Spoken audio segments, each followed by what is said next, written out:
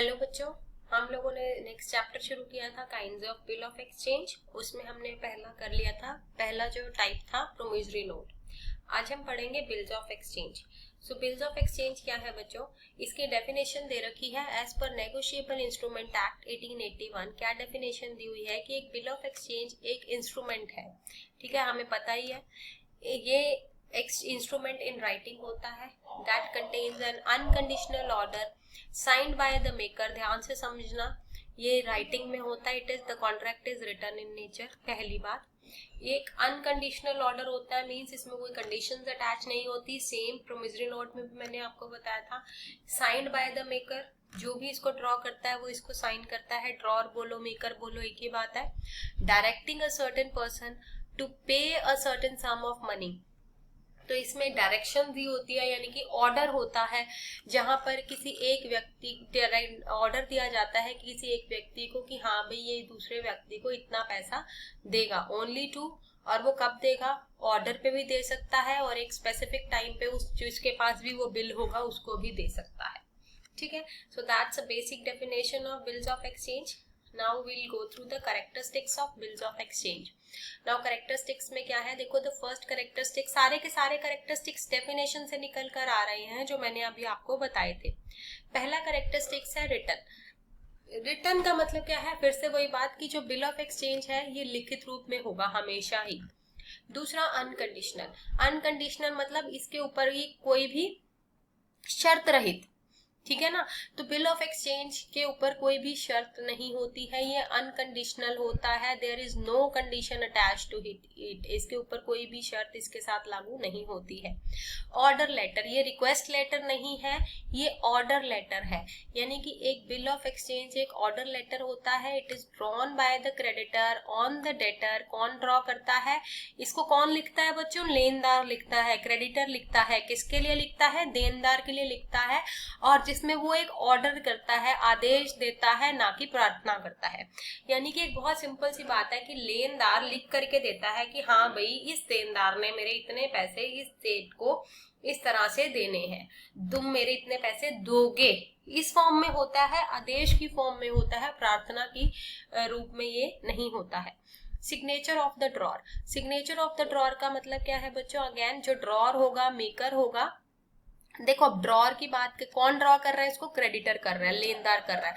तो ड्रॉर वो होता है जिसने ड्रॉ किया, तो किसने किया, क्रेडिटर ने किया। तो अगर आप ड्रॉर बोलो, मेकर बोलो, क्रेडिटर बोलो, एक ही बात है। ठीक है, तो जो भी पर्सन इसको ड्रॉ करेगा वो इसके ऊपर साइन करेगा, और जो इसको रिसीव करेगा वो भी इसके ऊपर साइन करेगा। तो signature of the drawer as well as drawee. Drawee means debtor, जिसने पैसे देने हैं वो भी साइन करेगा और जिसने पैसे लेने हैं वो भी इस पर साइन करेगा।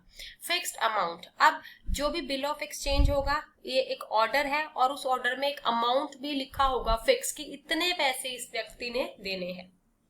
ठीक है, 6 पॉइंट दे रखा है बच्चों यहाँ पर, payment to a specified person. Payment to a specified person क्या है कि यहाँ पर नाम लिखा होगा कि किस व्यक्ति को पैसे देने हैं, और ये बियरर भी हो सकता है। बियरर में मीन्स होल्डर को भी पेमेंट होगी।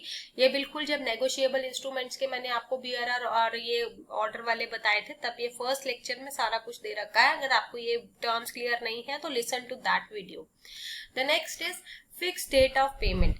Fix date of payment again bill of exchange इधर ऑन डिमांड होगा और on the expiry of specified duration होगा। दो चीजें होंगी, या तो ऑन डिमांड जब सामने वाला प्रेजेंट कर रहा है तब तो भी आपको लिखा, तो भी बिल ऑफ एक्सचेंज में लिखा जाएगा, और after the expiry of specified duration होगा। The next is stamped.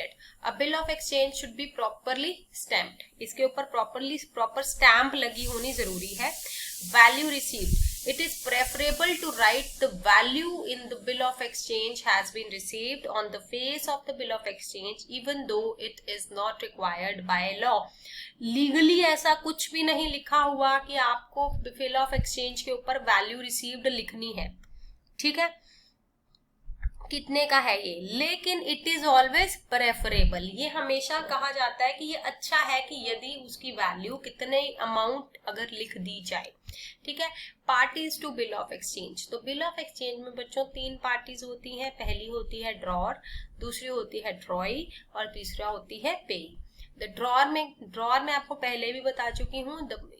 Drawer कौन है? Drawer he is the person who draws and science the bill of exchange. ये वो व्यक्ति है जिसने बिल ऑफ एक्सचेंज को ड्रॉ किया और उसको साइन किया। इसको हम क्रेडिटर भी कहते हैं क्योंकि क्रेडिटर के पास ये राइट है पैसे को रिसीव करने का दूसरे व्यक्ति से। क्लियर? उसके पास ये अधिकार है कि वो देनदार से अपना पैसा जो है वो प्राप्त कर सकता है। दूसरा है ड्रॉई। ड्रॉई कौन है? ड्रॉई वो व्यक्ति है जिसके against bill of exchange draw किया गया है, यानी कि डेटर ने जिस व्यक्ति के लिए बिल ऑफ एक्सचेंज ड्रॉ किया है वो व्यक्ति कौन है? ड्रॉई है। He is the person who accepts the bill of exchange and is liable to pay the money there on the due date. ये वो व्यक्ति है जो ड्रॉअर ने जिसके ऊपर बिल ड्रॉ किया तो ये व्यक्ति उसको एक्सेप्ट करेगा, सहमति देगा और जितना भी पैसा उसमें लिखा है, इसने जितने भी मनी को एक्सेप्ट किया है ड्यू डेट पर इसको उतना पैसा देना है। तो ड्रॉई को हम पेयर और एक्सेप्टर भी कहते हैं। इसको ड्रॉर और ड्रॉई। फिर एक होता है मेकर और एक पेयर। ठीक है, मेकर और एक्सेप्टर, रिसीवर और पेयर, क्रेडिटर और डेटर। ठीक है, ये इनके डिफरेंट नेम्स हैं जो हम यूज कर सकते हैं। क्लियर?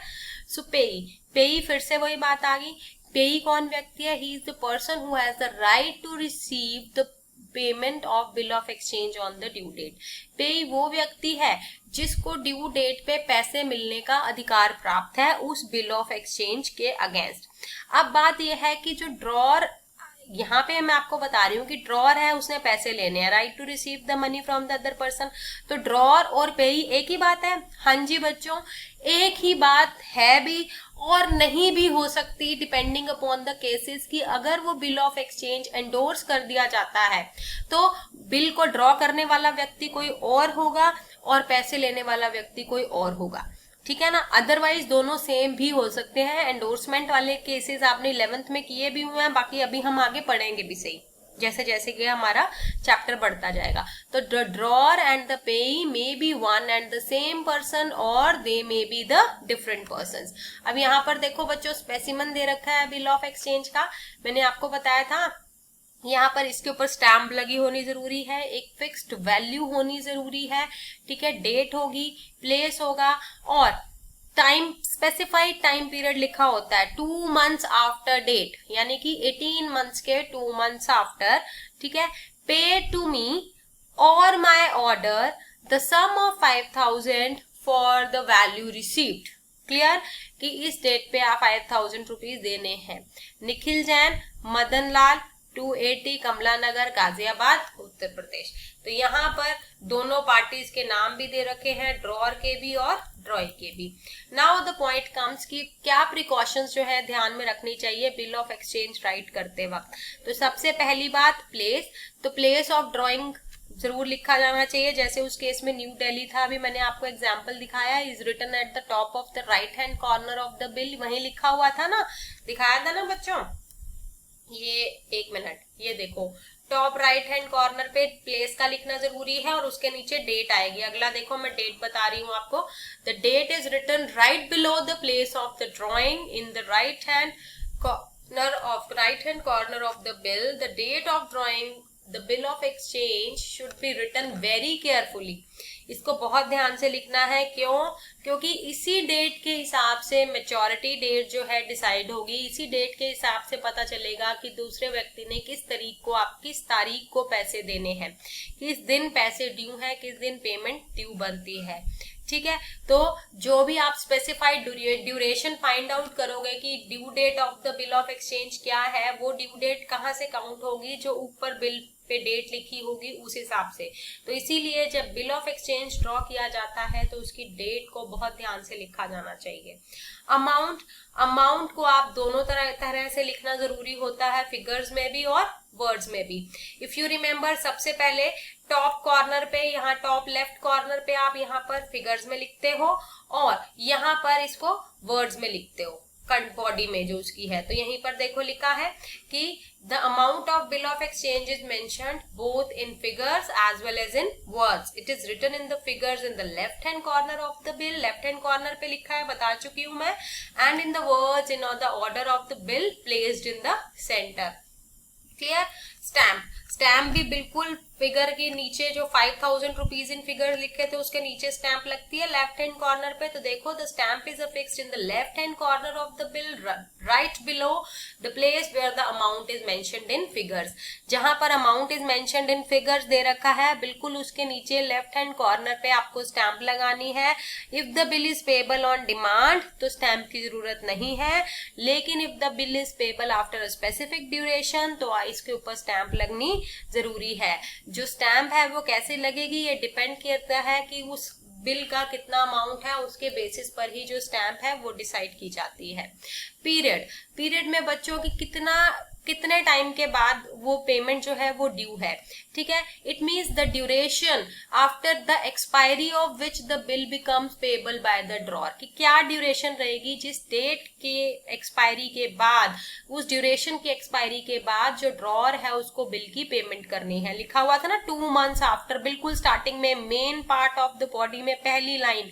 तो यहाँ पर लिखा है the main part of the bill begins with the mention of the duration of the bill. तो जब आप वो लाइन लिख रहे होगे तो सबसे पहले आपको सबसे पहला क्या लिखना है, पीरियड लिखना है। ठीक है, तो main part of the bill कहाँ से शुरू होगा, ड्यूरेशन ऑफ द बिल से शुरू होगा, और ऑन द एक्सपायरी ऑफ वो वाली जो भी ड्यूरेशन होगी उस ड्यूरेशन के एक्सपायरी के बाद उस बिल की पेमेंट बनती है। एंड वाइल कैलकुलेटिंग, ये भी आपको पता है, नहीं भी पता तो मैं आपको दोबारा से बताती हूँ कि जब भी हम ड्यू डेट फाइंड आउट करेंगे तो जिस डेट को बिल ड्रॉ किया उसमें आप स्पेसिफिक ड्यूरेशन ऐड करते हो और plus 3 days of grace add करते हैं। 3 days ऑफ ग्रेस ऐड करने के बाद जो डेट आती है वो हमारे पास ड्यूरेशन ऑफ बिल होती है। अभी हम इसके आगे एग्जाम्पल करेंगे कि ड्यू डेट के आगे, अभी हम आज के लेक्चर में या नेक्स्ट लेक्चर में, तो आपको अगर कोई डाउट है तो वो क्लियर हो जाएगा। Next is for the value received. For the value received का बच्चों क्या मतलब है, इसका मतलब ये है कि जो पैसे 5000 का बिल मेंशन किया था या जो भी पैसे देने हैं वो क्यों देने हैं, उसके बदले में हमने उस व्यक्ति ने कोई गुड्स एंड सर्विसेज रिसीव की है इसलिए पैसे देने हैं, ऐसे कोई फ्री में नहीं देने हैं। ठीक है ना, सो इसीलिए ये वर्ड्स को for the value received word को ऐड करना प्रेफरेबल रहता है। सिग्नेचर ऑफ द ड्रॉर, फिर से वही बात कि ड्रॉर के साइन होने, in the drawer signs his name on the bottom right hand corner of the bill। मैंने यहाँ पर आपको 2 पार्टीज बताई थी बच्चों, ड्रॉर और ड्रॉई, निखिल और मदन। जो ये राइट हैंड साइड पे ये वाले जो साइन है ये ड्रॉर के हैं, निखिल जो है वो ड्रॉर है, यहाँ पर मदन लाल क्या है, ड्रॉई है, और दोनों के साइन होने जरूरी हैं। Next is difference between bill of exchange and promissory note. तो पहला डिफरेंस क्या है, ड्रॉर। तो बिल ऑफ एक्सचेंज कौन ड्रॉ करता है, क्रेडिटर ड्रॉ करता है, जबकि प्रोमिसरी नोट कौन ड्रॉ करता है, डेटर ड्रॉ करता है। नेचर, ये एक ऑर्डर है, बिल ऑफ एक्सचेंज एक ऑर्डर टू पे है, प्रोमिसरी नोट एक प्रॉमिस टू पे है। एक्सेप्टेंस, ऑब्वियसली जब इसको क्रेडिटर ने ड्रॉ किया तो इसकी एक्सेप्टेंस कौन दे रहा है, ड्रॉर दे रहा है, और इसकी एक्सेप्टेंस ड्रॉई देगा, और जो कि नेसेसरी है। लेकिन प्रोमिसरी नोट की एक्सेप्टेंस कोई जरूरी नहीं है। पार्टीज, इसमें 3 पार्टीज हो सकती हैं, ड्रॉर, ड्रॉई और पेई। अब यहाँ पर ड्रॉर और पेई अलग अलग भी हो सकते हैं, सेम भी हो सकते हैं, लेकिन प्रोमिसरी नोट में 2 पार्टीज होती हैं, मेकर और पेई। ड्रॉर एंड पेई, अब बिल ऑफ एक्सचेंज में ड्रॉर और पेई सेम भी, एक ही भी व्यक्ति हो सकते हैं और अलग अलग व्यक्ति भी हो सकते हैं, मे be one and the same person. लेकिन प्रोमिसरी नोट में मेकर और पेई जो है वो can never be one and the same person, वो दोनों अलग अलग पर्सन होते हैं। मेकर वो पर्सन है जिसने बिल ड्रॉ किया, पेई वो है जो रिसीव कर रहा है, तो दोनों पार्टीज कभी सेम नहीं हो सकती। Copies, in case of foreign bill of exchange 3 copies बनती हैं, in case of foreign promissory note 1 he copy बनती है। जॉइंट लायबिलिटी, एक्सेप्टर जो भी होगा बिल ऑफ एक्सचेंज का उसकी जॉइंट लायबिलिटी होंगी, अगर 1 से ज्यादा एक्सेप्टर्स हैं तो उनकी जॉइंट लायबिलिटी है। और makers of promissory note are jointly भी लायबल होते हैं और वो सेवरली भी लायबल है। उसके बाद नेक्स्ट इज स्टैम्प। इसके बिल के ऊपर, बिल पेबल एट साइट के ऊपर स्टैम्प की कोई जरूरत नहीं है, लेकिन प्रोमिसरी नोट के ऊपर स्टैम्प की जरूरत है, अगर वो बिल पे बनना है, प्रोमिसरी नोट एट साइट वाला है। Payment for owner, in case bill of exchange जो है वो डिसऑनर हो जाता है तो दूसरा अदर पर्सन में make it's payment, other person इसकी पेमेंट कर सकता है, लेकिन प्रोमिसरी नोट में ऐसा कुछ भी पॉसिबल नहीं है। लाइबिलिटी फॉर डिसऑनर, अगर बिल नॉन पेमेंट होती है बिल ऑफ एक्सचेंज की तो ड्रॉअर की लाइबिलिटी